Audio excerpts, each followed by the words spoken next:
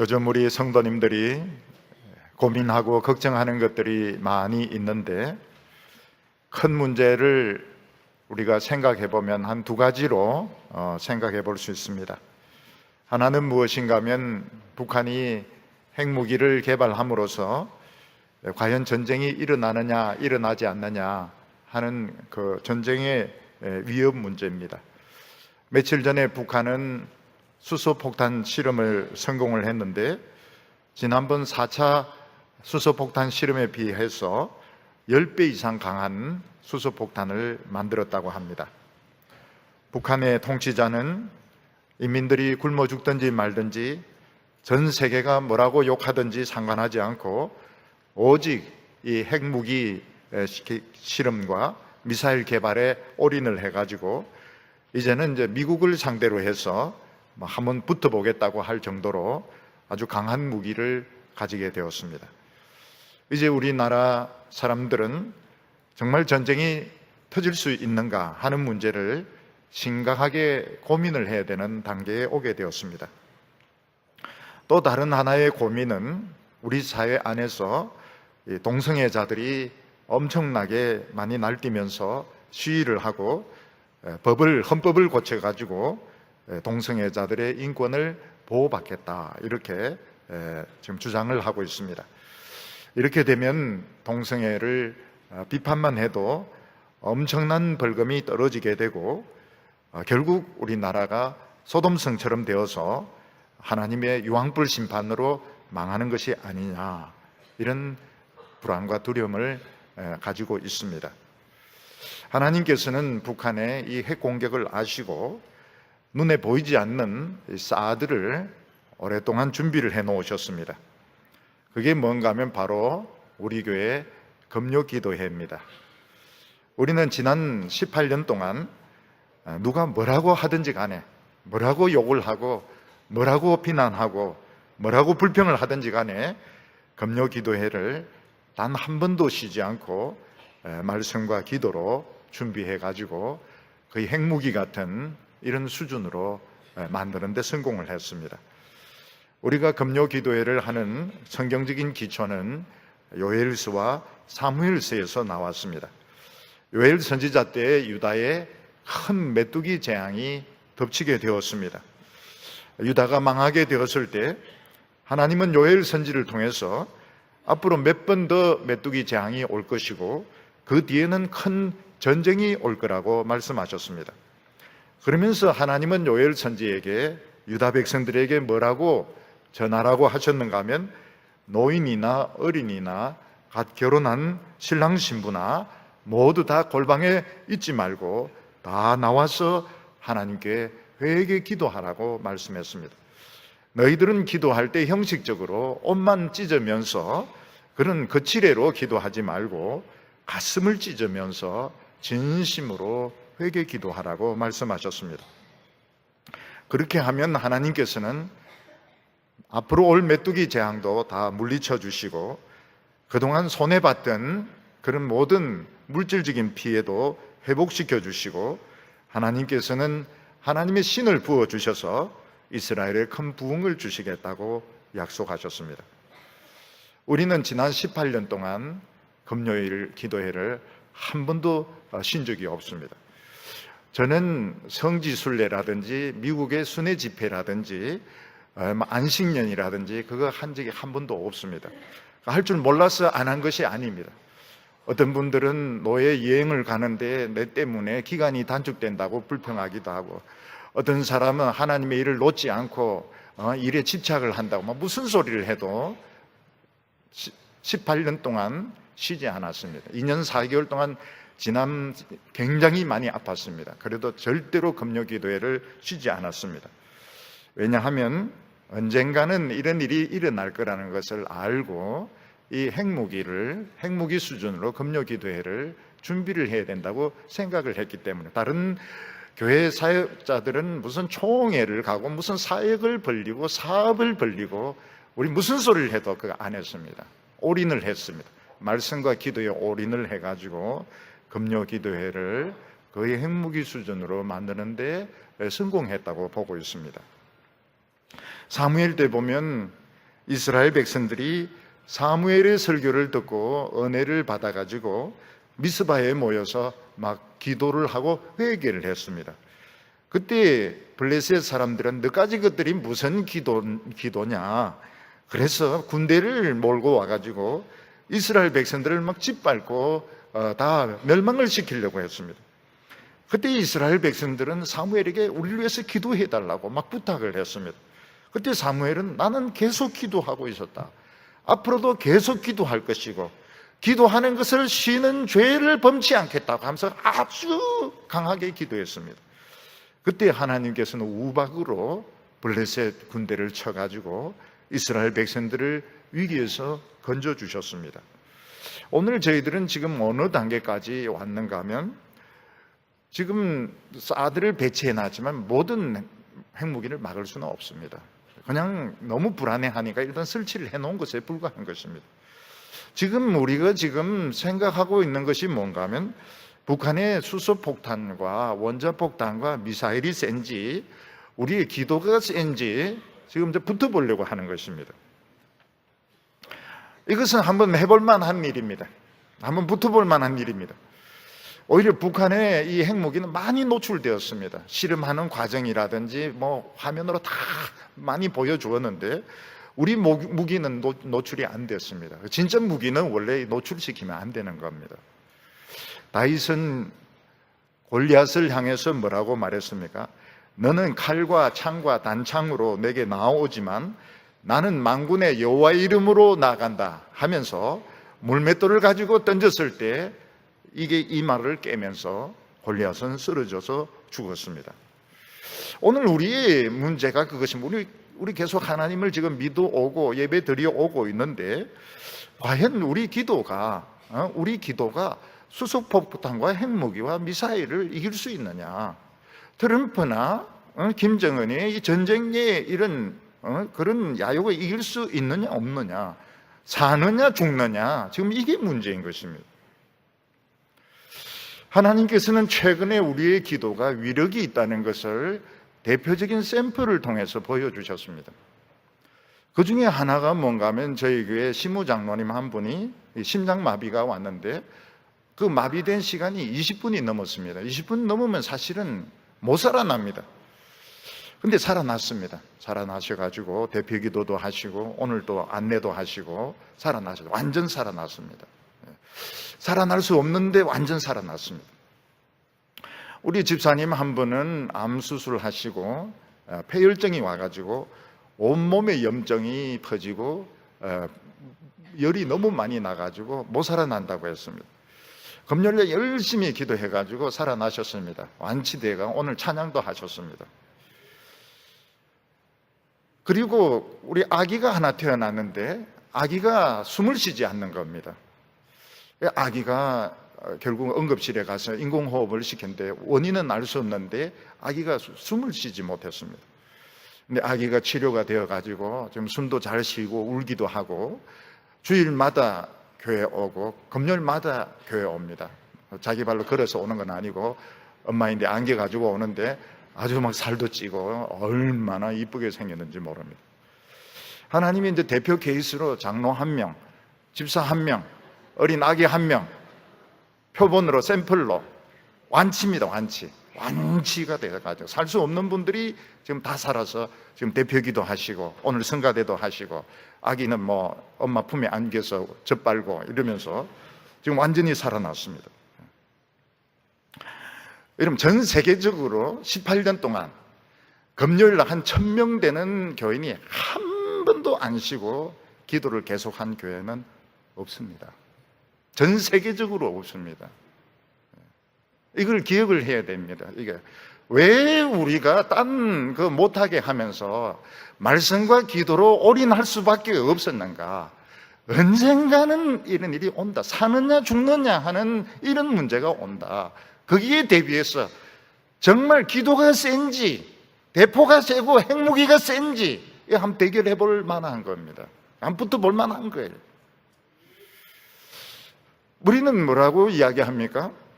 북한의 그런 독재자를 향해서 너는 수소폭탄과 원자폭탄과 미사일로 내게 나오지만 우리는 만군의 여호와의 이름으로 나아가노라. 그럼 뭐 던져야 되는데 뭐 성경책을 던질 수는 없고 좌우간 한번 지금 붙어볼 만한 겁니다. 이미 사드는 준비되어 있습니다. 한번 붙어볼 만한 거예요. 과연 뭐가 센지, 성경이 오늘 맞는지 안 맞는지, 우리가 신앙생활 하는 이유는 성경이 오늘 맞는지 안 맞는지 한번 확인해. 안 맞으면 죽는 거죠. 맞으면 자기들이 죽는 겁니다. 한번 붙어볼 만한 거예요. 동성애는 뿌리가 딴 데 있습니다. 동성애 뿌리가 어디에 있습니까? 포르노에 있습니다.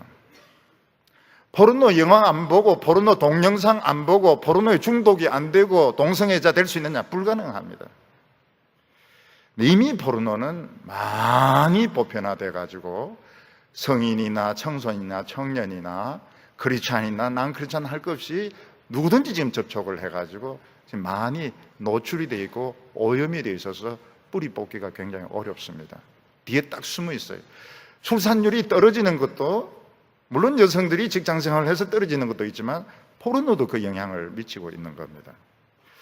지금 포르노를 18세로 지금 제한을 하고 있는데 이게 틀린 겁니다. 80세로 제한을 해야 됩니다. 80세 넘은 분들은 막 어차피 이제 얼마 안 남으셨으니까 이제 포르노 보시든지 말든지 하고, 그 밑에 사람들은 보면은 정신과 영혼이 다 썩습니다. 다 썩으니까 그 포르노의 자식이 지금 동성애인 겁니다. 포르노는 엄청 퍼져 있습니다. 뿌리 뽑을 수가 없어요. 근데 예수님이 뭐라고 말씀하시는가 하면, 기도하면 이런 것도 뽑을 수 있다고 말씀하셨습니다. 기도 외에는 이런 유가 나갈 수 없느니라, 기도하면 이것도 뽑을 수 있습니다. 그래서 한번 붙어볼 만한 겁니다. 지금 우리는 완전히 낙심할 필요가 없어요. 우리 딴 거 안 했습니다. 다른 많은 사업들, 뭐 화려한 이런 거 안 했습니다. 우리 기도를 거의 핵무기 수준으로 만들었는데 과연 이게 먹혀드는지 안 먹혀드는지 한번 붙어볼 만한 입장에 와 있는 겁니다. 너무 낙심하고 두려워할 필요가 없어요. 예수님께서는 유대인들에게 뭐라고 말씀하셨는가 하면, 시대가 달라진 것을 분별해라, 그렇게 말씀하셨습니다. 예수님이 오심으로써 시대가 변했습니다. 새로운 시대가 왔습니다. 이제는 소달구지 타고 장터에 가서 뭐 담뱃대 피우고 물건 사고 이런 시대가 아니고, 고급 승용차 타고 고속도로를 달리는 시대고, KTX 타고 타는 그런 시대고, 이제는 뭐 타자기를 쳐서 문서 만드는 시대가 아니고 노트북을 가지고 모든 걸 다 하고, 요즘 책도 그냥 노트북 가지고 다 읽는 지금 그런 시대가 왔는데, 유대인들은 그 시대를 모르고 있어요. 시대착오적인 사고방식을 가지고 있었던 것입니다. 그 사람 중에 바로 세례 요한도 있었습니다. 예수님은 뭐라고 말씀하셨습니까? 세례 요한이 예수님을 전가한 이후로 천국은 침략을 당한다고 말씀하셨습니다. 천국이 침략당한다고 하는 것은 천국이 세계 최고의 그런 백화점처럼 모든 명품들 갖다 놓고 오픈해서 박연 세일을 하는데 막 사람들이 쳐들어갑니다. 믿음 좋은 아줌마들, 믿음 좋은 청년들, 믿음 좋은 종들이 막 쳐들어가서 천국에 있는 그 명품들을 막 다 가져오는데, 시대착오적인 생각을 가진 사람들은 세상적인 지위와 세상적인 돈과 직장이 좀 안정되어 있으면은 막 큰 소리 치고 이러는데, 대단히 시대착오적인 사고방식을 가지고 있다고 말씀하신 것입니다. 그 중에 세례 요한도 시대착오적인 생각을 가진 사람이었습니다. 세례 요한이 참 위대한 선지자였지만 시대착오적인 생각을 하고 있었습니다.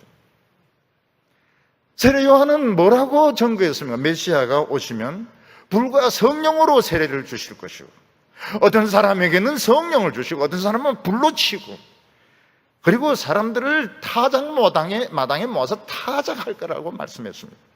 불의한 자들 다 엎어놓고 매타작을 해가지고 알곡은 천국 창고에 집어넣고 쭉정이는 불에 태울 거라고 예언을 했습니다.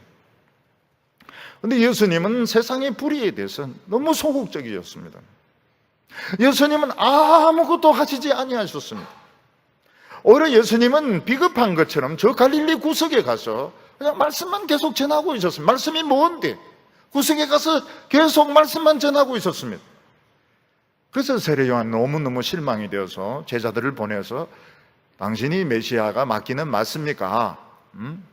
또 다른 메시아를 기다려야 됩니까? 그런 질문을, 공개적인 질문을 했습니다.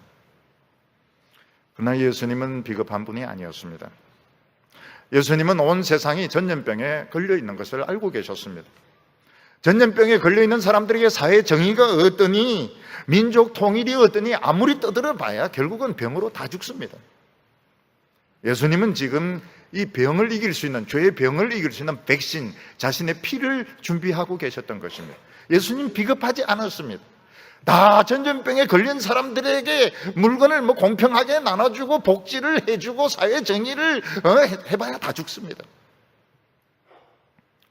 죄의 전염병은 광기를 불러일으킵니다. 오늘 우리 사회는 광기에 차 있습니다. 북한은 물론이고 남한도 전부 광기에 차 있습니다. 교인들도 마찬가지고 목회자도 마찬가지고 청소년도 마찬가지고 다 지금 광기에 차서 미쳐 날뛰고 있습니다. 그 이유가 무엇입니까? 교회가 바른 복음을 전하지 않아서 그런 것입니다. 바른 복음은 결국은 이런 광기를 치료하는 것이 바른 복음인데, 교회를 크게 만들고 화려하게 만들고 사업을 만들고 하면서 실제로는 하나도 치료를 안 했던 것입니다. 온 세상이 지금 미쳐서 날뛰고 있습니다. 예수님께서는 특히 유대인들이 예수님을 불신하고 거부하는 것에 대해서 굉장히 안타깝게 생각하셨습니다. 그리고 예수님은 그 결과를 알고 계셨습니다.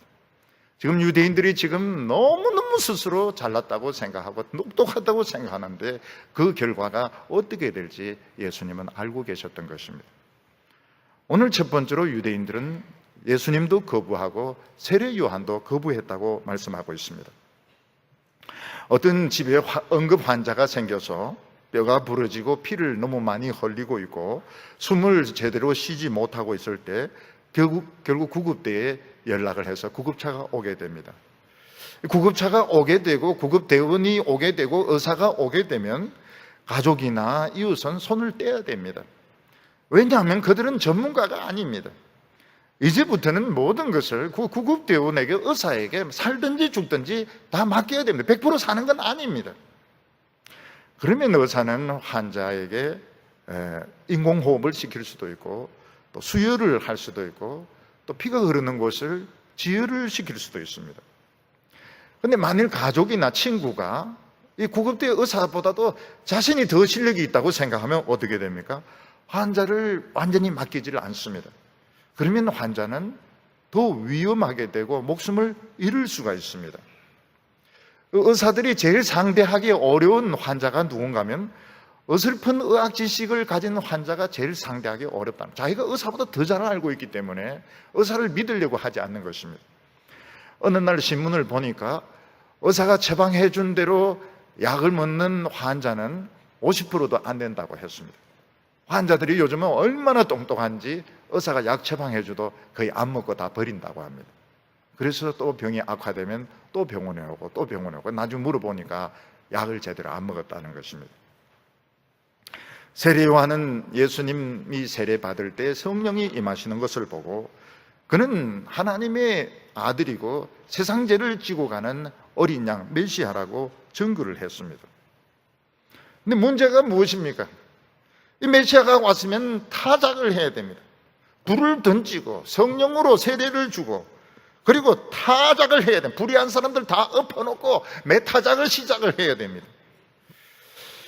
그런데 예수님은 너무너무 소극적이셨습니다. 사회 불의에 대해서, 눈앞에 있는 이 인간들의 그 불의에 대해서, 권력의 남용에 대해서 너무너무 예수님은 소극적이고 또 예수님은 오히려 피해서 저 변두리에 가서 말씀을 전하기만 하셨습니다. 세례 요한은 제자들을 보내서 공개적인 질문을 합니다. 당신이 메시아가 맞습니까? 당신이 진짜 메시아입니까? 메시아면 메시아라고 하고 아니면 아니야라고 하세요. 아니면 우린 또 딴 사람 기다리겠습니다. 그때 예수님께서는 요한의 제자들에게 너희들이 본 그대로 이야기해라. 너희들이 본 것이 뭐냐? 맹인들이 보고 저는 자가 걸으며 한센병자가 치료함을 받고 죽은 자가 살아나며 가난한 자에게 복음이 전거된 거 너희들 보지 않았느냐? 그대로 전하라고 말했습니다. 그게 무슨 말입니까? 옛날 이사야 선지자는 메시아가 오면 바로 이런 일이 일어날 거라고 했습니다. 맹인이 볼 것이고 저는 자가 걸을 것이고 말하지 못하는 자가 노래를 부를 것이며 가난한 자에게 복음이 전거될 거라고 이야기했습니다. 그럼 메시아가 온 거 아니냐? 메시아가 왔다면 지금부터 찢이든지 뽑든지 피리를 불든지 북을 치든지 메시아에게 맡겨야 된다는 겁니다. 구급차가 왔고 의사가 왔으면 맡겨야 된, 인공호흡을 시키든 수혈을 시키든 뭘 하든지 맡겨야 된다는 것입니다. 왜냐하면 하나님 나라의 모든 비밀을 다 이야기해 줄 수 없기 때문에 그런 것입니다. 근데 일반 유대인들은 아주 병들고 정말 죄인으로 그런 손가락질 당하는 그런 사람들 말고는 세례 요한도 불신하고 예수님도 불신을 했습니다. 예수님께서는 이것을 어린이들의 놀이 비유로 말씀을 하셨습니다. 11장 17절 말씀 보면 이르되 우리가 너희를 향하여 피리를 불어도 너희가 춤추지 아니하고 우리가 슬피 울어도 너희가 가슴을 치지 아니하였다 함과 같도다. 요즘 어린아이들은 컴퓨터 게임을 하면서 놀고 놀이기구를 타면서 놀지만 옛날 어린이들은 그런 도구가 없었습니다. 그래서 옛날 어린이들은 주로 장터에 모여서 결혼식 놀이를 하든지 장례식 놀이를 하면서 놀았던 것입니다. 저희들도 어렸을 때 보면은 그 결혼식, 재래식 그 결혼식, 볼만했습니다. 굉장히 볼만했습니다. 연지곤지 꽂아, 이거 발라가지고 막 절하고 이런 거 굉장히 사람들 지붕 위에 올라가서 막 보기도 하고 그랬습니다. 장례식, 그 상녀 메고 막 그 가는 거, 볼만했습니다. 우리 애들도 막 따라가면서 으이 하면서 그 상녀 그 대단한 그 구경거리였습니다. 그래서 어떤 좀 큰 애가 친구들인데 이야기합니다. 야, 우리 심심한데 우리 결혼식 놀이를 하자. 내가 지금 비리 소리를 낼 테니까 너희들 다 춤추는 거야. 유대인들은 지금도 결혼식에 춤을 춥니다. 전부 손잡고 돌면서 춤을 춥니다. 내가 비리 소리를 낼 테니까 다 손잡고 우리 춤을 추자. 그랬더니 애들이 싫어. 그냥 얼굴이 막 불투하게 해가지고 싫어. 결혼식 놀이 재미없어. 이러는 겁니다. 안 하겠다는 겁니다. 오늘 집에서 아빠인데 터졌구나. 그러면 분위기에 맞도록 우리 장례식 놀이를 하자. 내가 지금부터 이제 곡을 할 테니까 너희들 가슴을 치면서 울어. 안 그래도 가슴에 한이 맺혔을 텐데 다 통곡하는 거야. 싫어. 장례식도 싫어. 이러면서 막 불평을 하는 것입니다. 그러면 결혼식 놀이도 싫고 장례식 놀이도 싫고 그럼 이 애들은 뭘 원했을까요? 이 애들은 무슨 놀이를 하고 싶었을까요? 잘 모르죠. 그렇지만 뭐 전쟁놀이 같은 거, 뭐 강도놀이 같은 거, 뭐 그런 아주 폭력적인 그런 놀이를 하고 싶었는지도 모르겠습니다. 18절과 19절 보면 요한이 와서 먹지도 않고 마시지도 아니하며 그들이 말하기를 귀신 들렸다 하더니 인자는 와서 먹고 마시며 말하기를 보라 먹기를 탐하고 포도주를 즐기는 사람이요 세리와 죄인의 친구라 하니 지혜는 그 행한 일로 인하여 옳다함을 얻느니라. 세례 요한은 사람들에게 그들의 죄를 책망을 했습니다. 회개하라고 그들에게 죄를 책망을 했습니다. 그리고 자기 자신은 금식을 하면서 철저한 그런 금식 생활을 했습니다. 여기 보면 마시지 않는다고 했는데 마시지 않는다고 하는 것은 사람들과 사회생활하는 그런 교제의 포도주를 마시지 않았다는 것입니다. 세례 요한은 일체 사회생활을 하지 않았습니다. 그냥 오직 회개하라고만 외쳤습니다. 요즘으로 치면 골프도 치지 않고 술도 마시지도 않고 그냥 죽으라고 새벽기도 나오고 금요기도 나오고 주일 예배도 막 몇 번씩 참석하고 그러면 어떤 느낌이 듭니까? 귀신 들리는가 보다, 미치는가 보다 이런 생각이 드는 것입니다. 유대에 있어서 아주 그 병든 사람들, 세리들 같이 죄인 취급 당하는 사람들은 세례 요한의 말을 믿고 회개했습니다. 그러나 지식인들, 돈 있는 사람들, 사회 지도층 사람들은 세례 요한 좀 미친 인간 아니야? 응? 왜 저 사람은 극단적인 금욕을 요구하는 거야? 응? 왜 돈을 다 악하다고 이야기하는 거야? 응? 왜 세상에 아무것도 사회 생활을 못하게 하는 거야? 저 미친 사람이라고 비난을 했던 것입니다. 근데 예수님은 어떻습니까? 예수님은 금욕적이지 않습니다. 예수님은 사람들과도 어울리시고 포도주도 마시셨습니다. 근데 문제가 무엇입니까? 예수님이 어울리는 사람들이 주로 죄인들과 세리들과 어울려 너무 수준 낮은 사람들과 어울렸던 것입니다. 예수님은 하나님의 말씀이나 붙들고 사회 정의, 사회 유대사의 독립, 이 거창한 것에 대해서는 예수님 관심이 없었습니다. 그래서 유대인들은 그게 불만이었습니다. 예수는 너무 질이 떨어져. 저 가난한 사람들, 저 죄인들, 저 무식한 사람들은 다 떨쳐버리고 우리하고 사귀면서 좀 수준 높은 지적인 이야기 나누고 지적인 담론을 하고 세미나 같은 거 하고 유대 사회 정의라든지 독립이라든지 좀 수준 높은 이런 놀이를 해야지. 너무 질 떨어지는 저런 냄새나는 죄인들과 사귀니까 우리는 예수는 질이 떨어져서 예수는 받아들일 수 없다고 생각을 했던 것입니다. 일반적인 유대인들이 생각했던 메시아는 어떤 메시아? 아주 지적인 메시아, 세상 성공을 하는 메시아, 그리고 사회 정의를 실현하는 그런 메시아, 유대 독립을 위해서 애를 쓰는 메시아, 자신들과 코드가 맞는 메시아를 원했던 것입니다. 예수님은 이렇게 말씀하셨습니다. 19절 끝에 지혜는 그 행한 일로 인하여 옳다함을 얻느니라. 아주 어려운 말입니다. 다른 원문에는 어떻게 되면 지혜는 그 아들로 인하여, 그 자식으로 인하여 옳다함을 얻느니라. 그게 무슨 말입니까? 주장이 얼마든지 멋있게 할 수 있다는 것입니다. 이론이야 얼마든지 말할 수 있다는 것. 중요한 것은 그 결과가 뭐냐네. 그 결과를 보면 그 지혜를, 그 이론을, 주장이 옳고 틀린 것을 알 수 있다고 말씀을 했습니다. 그동안 한국 교회는 엄청난 부흥을 냈습니다. 교회 성장을 주장을 했습니다. 많은 훈련을, 제자 훈련을 시켰습니다. 그 나타난 결과가 무엇입니까? 그 아들이 무엇입니까? 오늘날 교회가 도덕적으로 추락을 하고, 그리고 기독교가 불신을 당하고, 교회 안 나가는 사람들, 가난한 족속들이 무더기로 나오는 것이 그 지혜의 아들인 것입니다. 그러니까 그동안 성장을 부르짖고 교회의 제자 훈련을 부르짖고 아무리 떠들어대도 중요한 것은 20년, 30년 지나고 난 뒤에 결과를 보랍니다. 결과를 보면 그 지혜가 과연 옳았는지 틀리는지 알 수가 있다는 것입니다. 우리나라가 햇빛 정치를 하느니 무슨 복지를 하느니 그 좋은 점도 참 많았습니다. 문제가 무엇입니까? 지금 북한의 핵무장으로 지금 나타나게 된 겁니다. 북한의 핵무장은 어떻게 할 거냐? 어떻게 이걸 풀 거냐?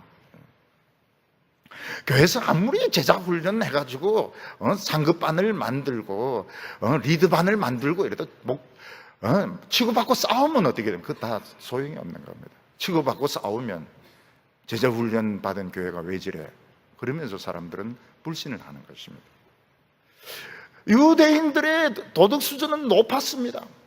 자기들이 굉장히 도덕 수준이 높다고 생각했습니다. 자기들의 이상은 너무너무 높다고 생각했습니다. 그 결과가 무엇입니까? 로마와 전쟁을 해가지고 110만 명이 죽습니다.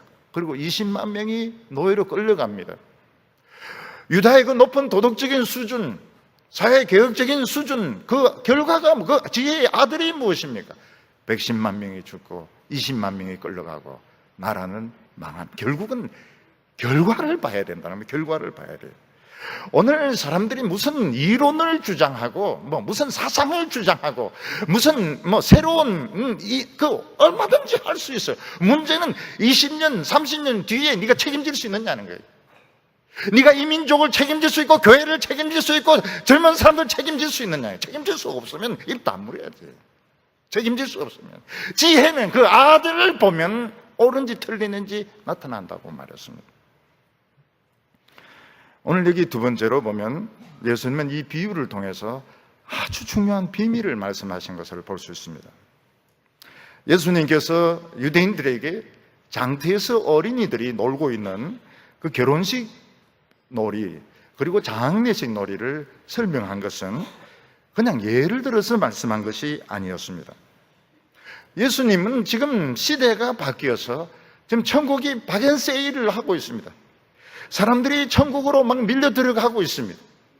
천국으로 밀려 들어갈 수 있는 방법이 무엇인지, 우리가 오늘 이 시대착오적인 생각을 하지 않고 천국에 들어가서 그 불말과 불병거들, 그 모든 놀라운 권능과 지혜를 살 수 있는 방법이 무엇인지 예수님은 이 쉬운 비유를 들어서 가르쳐 주신 것입니다. 우리가 복음을 들으면 어떻습니까? 복음이 우리의 죄를 책망을 합니다. 내 자신이 지금까지 피조물이면서도 감히 하나님을 인정하지 않고 내 멋대로 살아온 것이 너무너무 큰 죄고 영원히 지옥에서 멸망당해야 될 죄라는 것을 알고 십자가 붙들고 죽습니다. 이게 뭔가 하면 장례식입니다. 자기 자신의 장례식이에요. 복음 안에는 장례식이 있습니다. 그러면 그것으로 끝납니까? 그렇지 않습니다. 예수님이 나를 살려주십니다. 그리고 성령이 내 속에 오셔서 새로운 인생을 시작하게 됩니다. 그게 무엇입니까? 이것이 결혼식인 것입니다. 많은 유대인들, 다른 아이로 비유된 많은 아이들은 시시하다는 거예요. 무슨 장례식 그런 놀이를 하고 무슨 유치한 결혼식 놀이를 하냐고. 사회를 뜯어바꾸고 사회를 개혁하고 사람들을 가르치고 사람들을 지성화시키고, 이게 우리가 해야 될 우리 수준에 맞는 것이지 무슨 유치하게 질질 짜고 춤이나 추고 때리치우라고. 그러나 그들이 알지 못했던 것은 모든 인간들은 죄의 전염병에 지금 걸려서 지금 미쳐가고 있다는 것을 몰랐던 것입니다. 아무리 사회를 개혁해도 미친 겁니다. 아무리 복지를 주장하고 지성화를 주장해도 미친 겁니다. 결국은 다 죽습니다. 세례 요한은 자기에게 오는 사람들에게 인정사정 보지 않고 하나님의 말씀으로 책망했습니다. 특히 바리새인이나 서기관 같은 지도자들이 오면 어떻겠습니까? 아주 욕을 했습니다. 이 독사의 새끼들아, 이 독사 새끼들아, 아주 무서운 욕입니다. 이 독사 자식들아, 누가 너로 하여금 임박한 심판을 피하려고 했더냐? 아브라함이 너희 조상이라고? 하나님이 돌들로도 아브라함이 조상을 만들 수 있다고. 이미 도끼가 나무 뿌리에 놓였으니 지금 회개의 열매 맺지 않는 자만 다 찍어서 버릴 거라고. 회개하는 사람들은 어떻게 했습니까? 요단강에 다 들어가서 세례 받으라고 머리를 물 속에 쳐박아 집어넣어. 너 죽는 거야. 너의 혈기, 너의 옛사람 다 죽는 거야. 장례식을 치렀던 것입니다. 그런데 그들이 예수님을 만났을 때 어떤 일이 일어나게 됩니까? 예수님께서 그들을 위로해 주시고 축복을 해 주셨습니다. 기쁨이 있었습니다. 막달라 마리아 같은 경우에는 7 귀신이 들렸던 여자입니다. 완전 미친 여자죠. 예수님을 만나고 귀신이 다 떠났습니다. 참 아름다운 여인, 참으로 믿음 좋은 여인으로 변하게 되었습니다. 막달라 마리아에게는 기쁨이 있었는데 나중에 무덤까지 예수님을 찾아갑니다. 왜냐하면 새 인생을 얻었기 때문에, 예수님 때문에 새 인생을 얻었기 때문에 무덤까지 예수님을 따라갔습니다. 많은 사람들이 예수님이 자기와 사상이 맞지 않다고 등을 돌리고 떠났습니다. 그때 예수님께서 제자들에게 너희들도 가지 그러냐? 그러니까 베드로가 뭐라고 말씀하십니까? 영생하는 말씀이 주께 있는데 우리가 어디로 가겠습니까? 그들은 예수님을 만나고 인생의 답을 얻었습니다. 그들은 예수님을 만나고 새로운 인생을 시작하게 되었습니다. 우리는 다른 데 갈 데가 없습니다. 예수님, 우리는 딴 데 갈 데가 없습니다. 이게 제자들의 답이었던 것입니다. 그래서 복음 안에는 뭐가 있습니까? 자기 자신의 장례식이 있고 자기 자신의 결혼식이 들어있는 겁니다. 예수님과 결혼하고 성령이 오시는 새 인생이 들어있는 것입니다. 예수님은 니고데모라는 대학자가 왔을 때 예수님 뭐라고 말씀하십니까? 물과 성령으로 거듭나지 않으면 하나님 나라를 볼 수도 없다고 말해요. 물이 뭡니까? 물이 죽는 것입니다. 성령이 무엇입니까? 예수님을 통해서 거듭나서 새로운 인생을 사는 것입니다.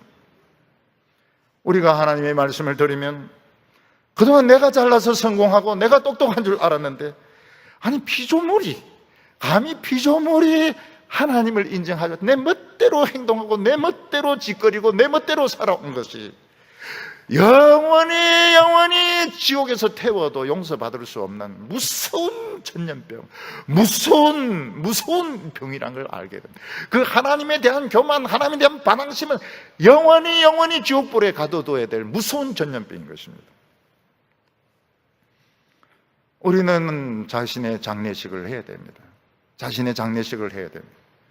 예수님이 비유로 말씀하실 때 결혼식이 먼저 나오고 장례식이 뒤에 나오는데 이 트릭입니다. 트릭. 순서는 정반대입니다.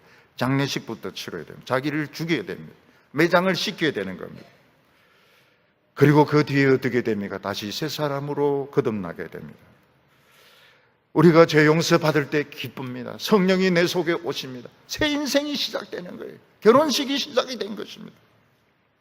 어떤 분이 중병에 걸려서 큰 수술을 받을 때 수술장에 들어가는 것은 죽으러 가는 것 같습니다. 가족들이 웁니다. 울고 밖에서 얼마나 기도하는지 모릅니다.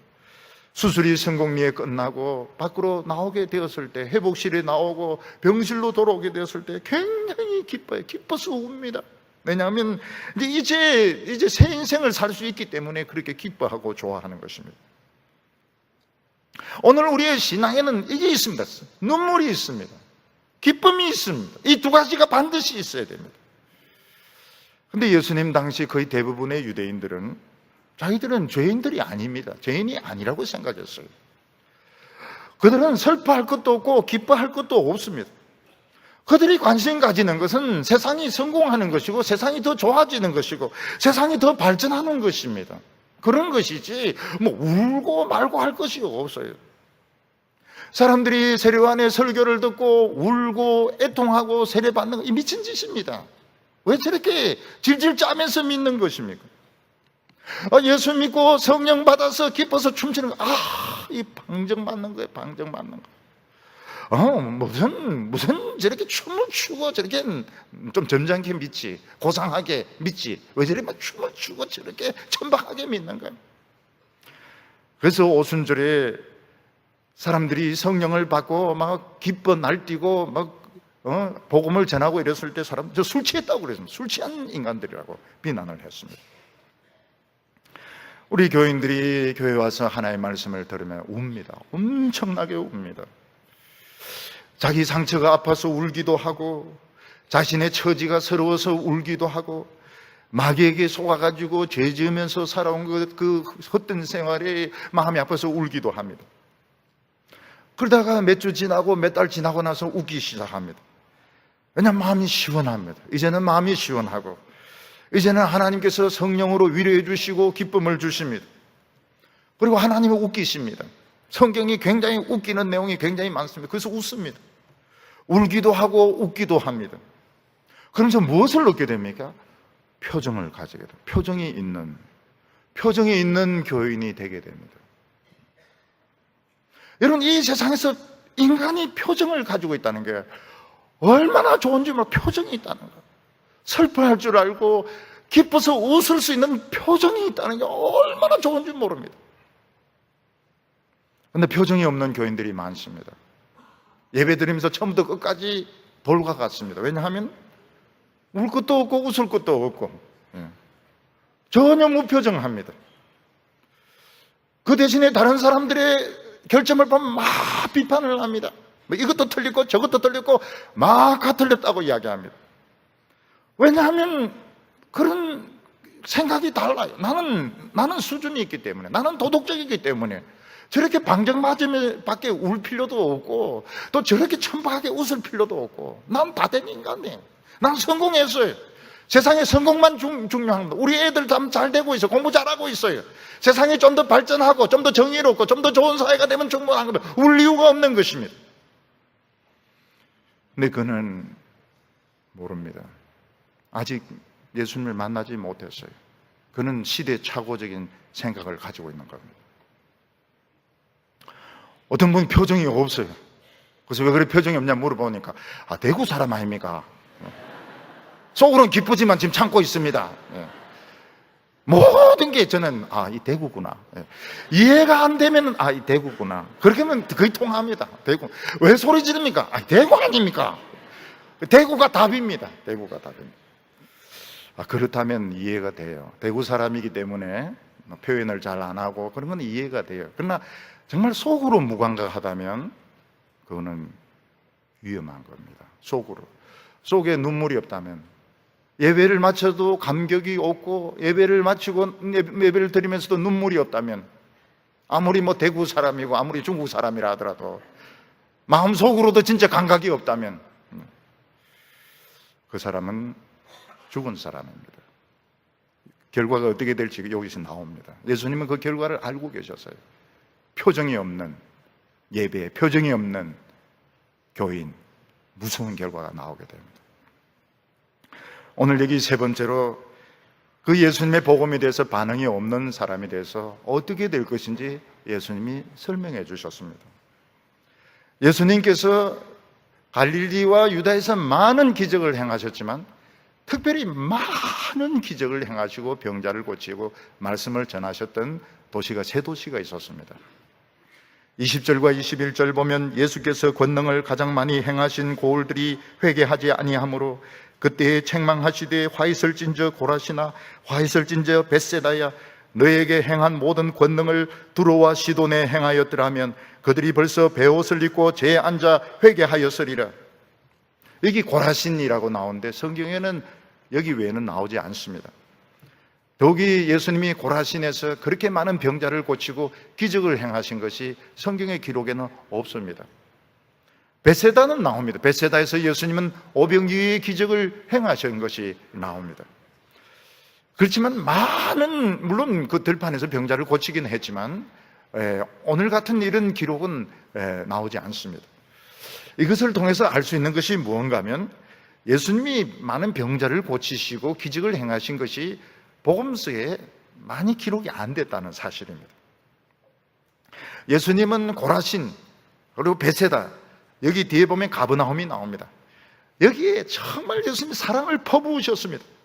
많은 병자들 고치시고 기적을 행하시고 많은 말씀을 가르쳐 주셨습니다.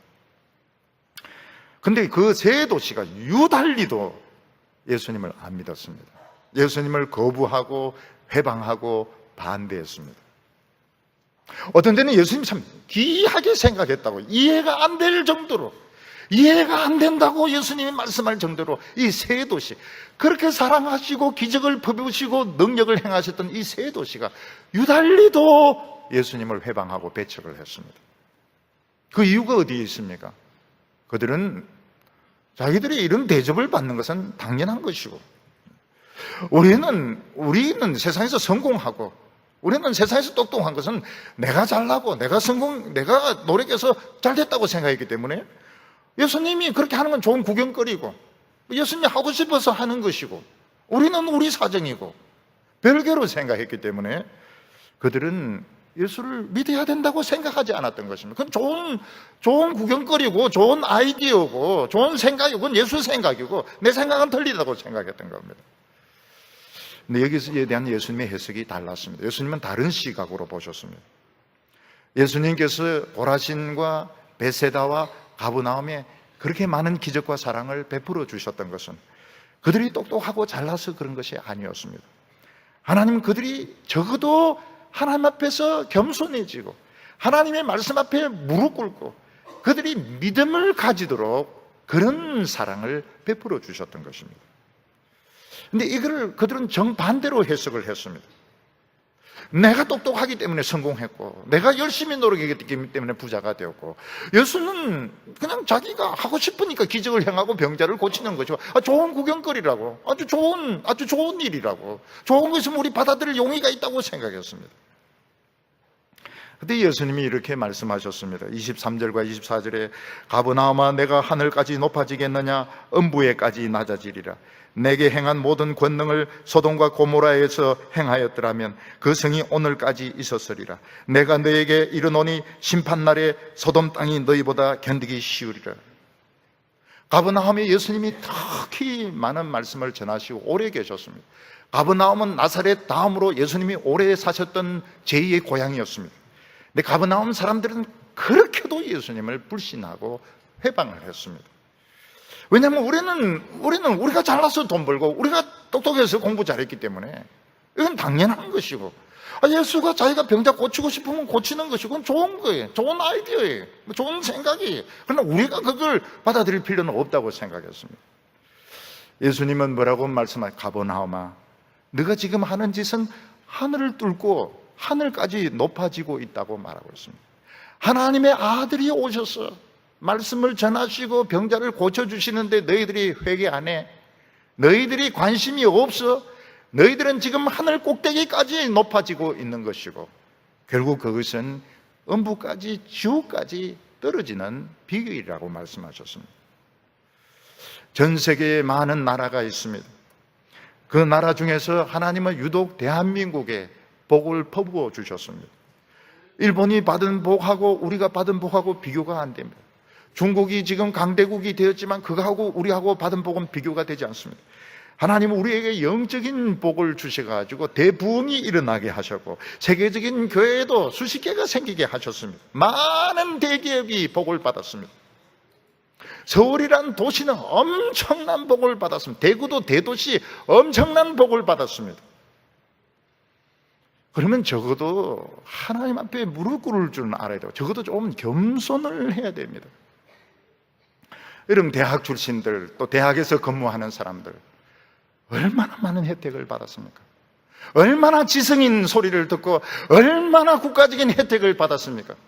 그럼 적어도 대학 출신, 대학교에 근무하는 사람은 그래도 겸손할 줄은 알아야 됩니다.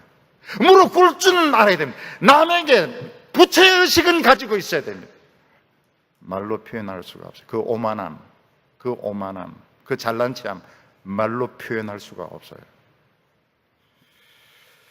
우리나라 대형교회 목사님들, 대기업체 회장 저리 가랍니다. 굉장히 오만합니다. 교인들 중에서 성공한 사람들 엄청나게 말로 표현할 수가 없어요.